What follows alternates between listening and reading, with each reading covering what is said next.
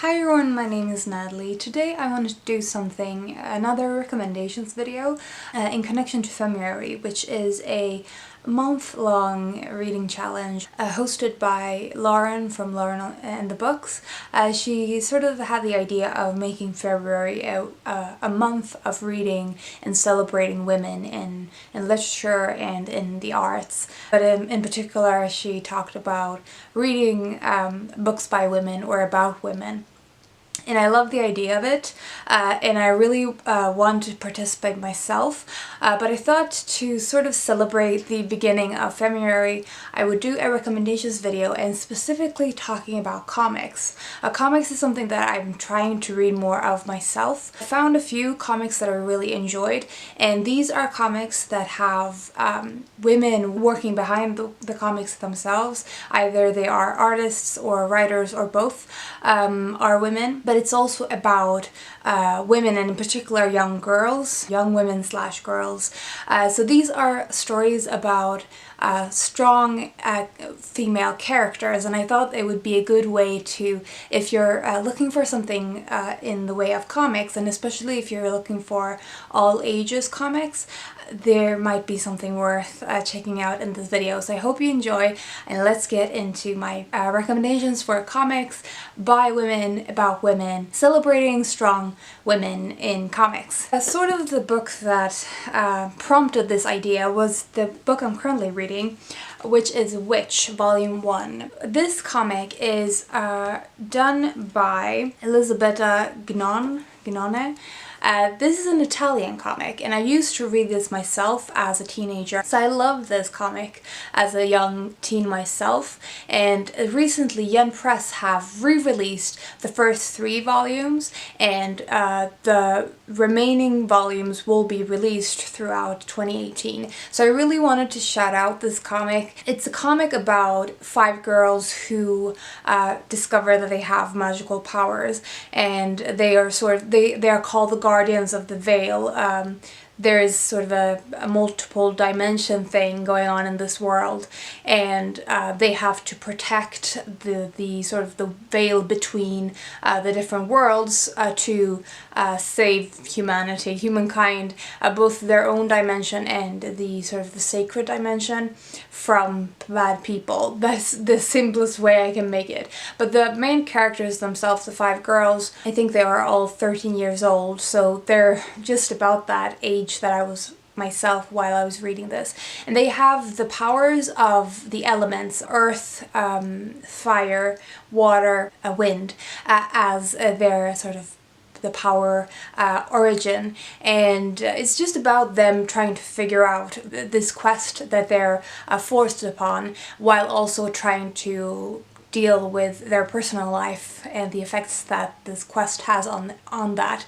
So I love this comic, and I think it's really underappreciated, and probably not a lot of people have heard about it, because as I said, before this re-release I hadn't seen it in print for a very long time. Highly recommend this, especially if you're looking for an all ages, or if you're looking for a comic for a younger reader.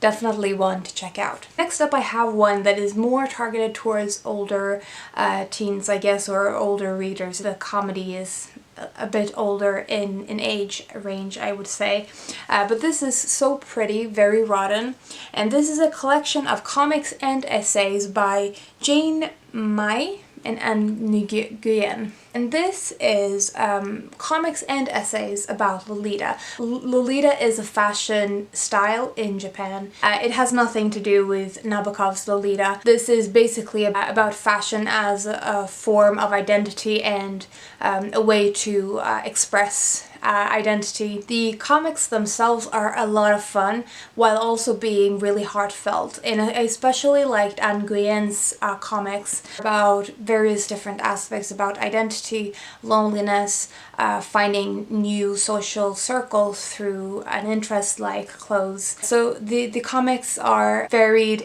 both in the themes that they deal with and in the tone of them. Definitely, if you're at all interested in Lolita, or just in general you like stories about friendship and identity and kind of finding a connection outside yourself, then I think this is something that might be worth checking out. It's published by Koyama Press. So yeah, so that's So Pretty, Very Rotten. Next up we have Goldie Vance, and it is created by Hope Larson and Brittany Williams.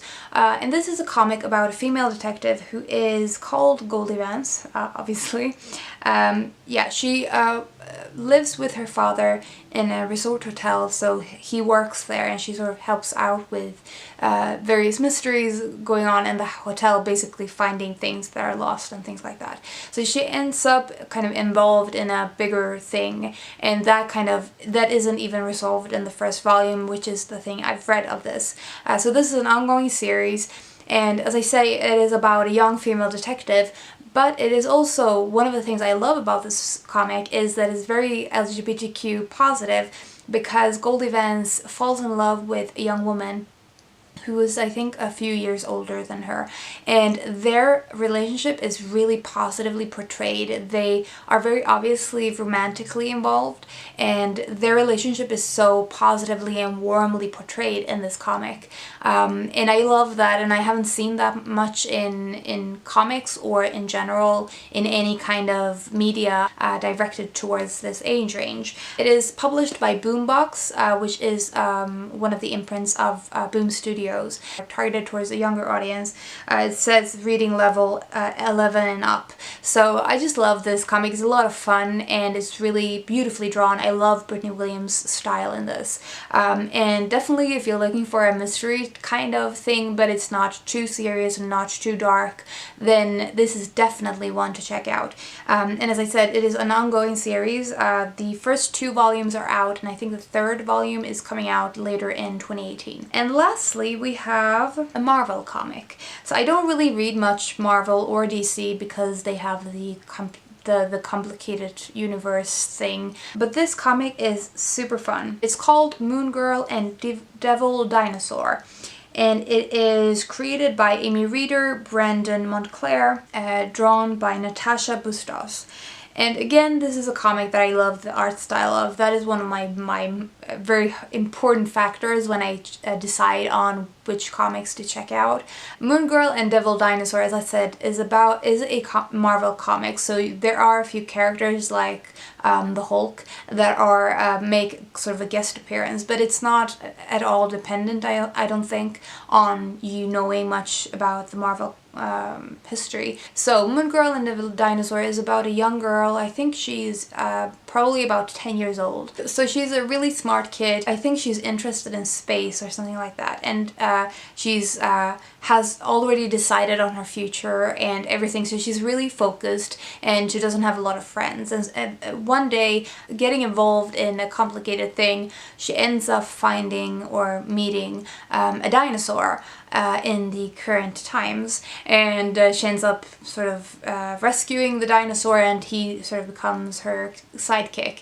So it's about the Moon Girl, who is Luna Lafayette is the main character, and Devil Dinosaur sort of dealing with time travelers and magic and genes, and it's kind of complicated to describe, but I just love the humor in this. The art style is very colorful again, and also one of the things I love about the art style is that it's very fluid.